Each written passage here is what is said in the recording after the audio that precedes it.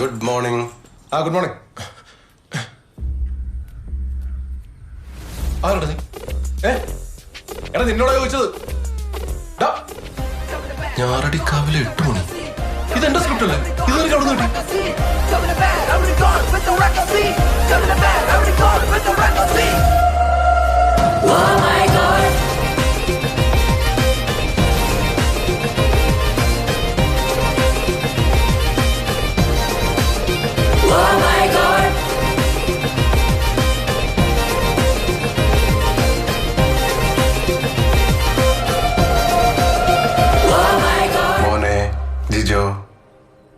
മോനെ കൊരതൊക്കെ നീ നിന്റെ വീട്ടിൽ പോയി വിളിച്ചാൽ മതി. വല്ല ചാൻസ് ചോദിച്ചു വന്നാണെങ്കിൽ ഇതല്ല അതിന്റെ രീതി.